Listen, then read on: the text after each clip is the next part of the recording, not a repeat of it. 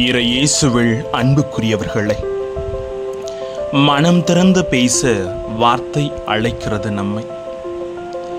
மனங்கள் முழுமையாக ஒருவர் இன்னொருவரை ஏற்றுக்கொண்டு எதற்காக நாம் இந்த மண்ணுலகில் இருக்கிறோம் என்ற முழு முதலை அறிந்து கொள்ளுகிற பொழுது நம்மை இறைவன் எதற்காக படைத்திருக்கிறார் என்ற உள்ளுணர்வுகளால் நாம் ஒவ்வொருவருமே இப்படி நடத்தப்படுகிறோம். எனவே மனம் திறந்து பேசவும், மனங்கள் திறக்கப்படுகிற பொழுது நாம் இறைவனது வார்த்தையை அக்கறையோடு செவிமெடுக்கிறோம் என்ற உள்ளுணர்வையும் வார்த்தை சொல்லித்தர விரும்புகிறது. வார்த்தையோடு கடந்து சென்று மனதை திறந்து இறைவனோடு பேசலாம் வாங்க. Praise the Lord. இயேசுவுக்கே புகழ், இயேசுவுக்கே நன்றி. இறைவனின் அருட்கரமும் அருளாசிரும் உங்களோடும் உங்கள் குடும்பத்தோடும் நிறைவாக தங்கிட உங்களை நான் வாழ்த்துகிறேன். அன்பில் இனியவர்களே, பலரின் குடும்ப சூழ்நிலையில் நாம் கவனித்திருக்கலாம் அல்லது நாமே அனுபவித்திருக்கலாம். தவறான வழியில் மீண்டும் மீண்டும் சென்று கொண்டிருக்கிற ஒரு மகனை பார்த்து தந்தையானவர் திருந்துவதற்கான சொற்களை சொல்லிக் கொண்டே இருப்பார். அவர் திரும்ப திரும்ப கொடுக்கும் அறிவுறுத்தலை மகன் கண்டுகொள்ளவில்லை என்றால் தந்தையின் சொற்கள் மேலும் அறிவுறுத்தலாக இருக்காது, மாறாக கடுமையான சாடல் வார்த்தைகளாகவே மாறிவிடும். நீ எல்லாம் உருப்படவே மாட்ட, நாசமா போவ, ரோட்ல பிச்சை எடுக்கிறதுக்கு தான் நீ எல்லாம் லாக்கி என்று அதிகமான சாபமான வார்த்தைகளை தந்தைகள் பயன்படுத்துவதை பார்த்திருக்கிறீர்கள். சில நகரங்களை நோக்கி அமைந்த இயேசுவின் கண்டிப்பான வார்த்தைகளும் ஒரு விதத்தில் மேற்சொன்ன தந்தையின் மனநிலையோடு ஒப்பிட்டு புரிந்து கொள்ள வேண்டும். தந்தைக்கு உண்மையிலேயே மகன் நாசமாக வேண்டும் என்ற எண்ணம் கண்டிப்பாக இருக்க முடியாது.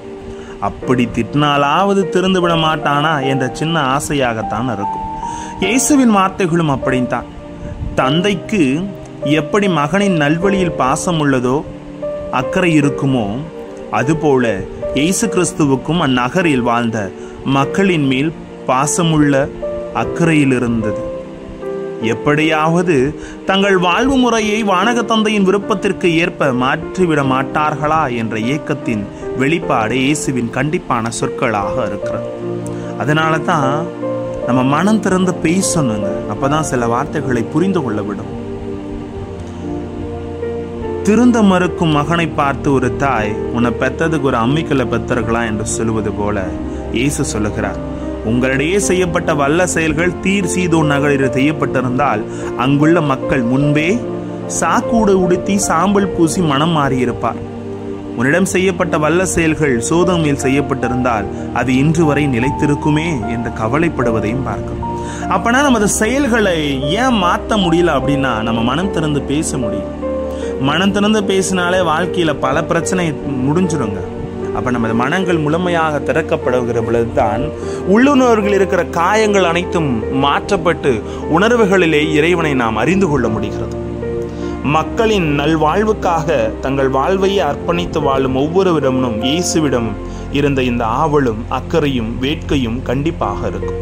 பிறரின் நல்வாழ்வில் எவ்வளவு பிரியமும் ஈடுபாடும் இருக்க முடியுமா என்று சிந்திக்கும் அளவுக்கு இயேசுவின் கண்டிப்பான வார்த்தைகளுக்குள் ஒளிந்திருக்கும் ஆழமான அன்பு வெளிப்படுகிறது. ஒருத்தன் திட்டுறாங்க அப்படின்னா நம்மை நல்வழிப்படுத்ததான். சில நேரத்தில் வார்த்தைகள் கடுமையாக இருக்கும். ஐயோ, அந்த வார்த்தையில நம்மளால ரொம்ப கஷ்டப்படுறோமேன்னு சொல்லுவோம். ஆனால் அந்த வார்த்தைகள் நம்மை நல்வழிப்படுத்ததான் என்பதை உணர்ந்து மனம் திறந்து பேசி ஏற்றுக்கொள்ளுகிற பொழுது அனைத்தும் நம் வாழ்க்கையிலே ஆசீர்வாதமாக மாறிவிடுகிறது. அப்படித்தான் நம் ஒவ்வொருவரின் நல்வாழ்விலும் இன்றும் இயேசு அக்கறையுடையவராக இருக்கிறார். அவரது அக்கறைக்கு செவிமடுப்பவர்களாக நமது மனங்கள் திறந்திருக்க வேண்டும் என்பதை உணர்ந்தவர்களாய் நம் வாழ்வை திருத்திக் கொள்ள வேண்டிய அவசியம் இருந்தால் மாற்றிக்கொள்ள முயல்வோமே. கொஞ்சம் மாற்றி தான் பார்ப்போமே. வாழ்க்கையில் கொஞ்சம் மாற்றி யோசிக்கும் போது தாங்க நிறைய மாற்றங்களை உருவாகிறது. ஆகவே தான் இறைவனின் வார்த்தையும் என்று அழைக்கிறது, உங்கள் மனங்கள் திறந்து வார்த்தைகளை புரிந்து கொள்ளுங்கள் என்று. இப்போ குடும்பத்தில் பிரச்சனையா, சில வார்த்தைகள் புண்படுமாக பேசிட்டாங்களா, மனம் திறந்து பேசுங்க. அப்பொழுதுதான் அந்த வார்த்தையின் உண்மைத்தன்மத்தை அறிந்து கொண்டு குடும்பம் மகிழ்ச்சியோடு வாழ முடியும். எனவே நமது வாழ்க்கையிலே இறைவார்த்தையோடு ஒன்றுபடுங்கள், மனம் திறந்து பேசுங்கள், குடும்பங்கள் ஒன்றுபட ஆசீர்வாதம் நிலைத்திருக்க. ஜெபிப்போமா. அன்பு இறைவா, எங்கள் வாழ்க்கையிலே நாங்கள் ஒவ்வொருவரும் மனம் திறந்து பேசி ஒருவர் இன்னொருவரை புரிந்து கொண்டு வாழ வரம் தரலுமை வேண்டுகிறோம். எங்களோடு தங்கும் ஆண்டவரே. Praise the Lord.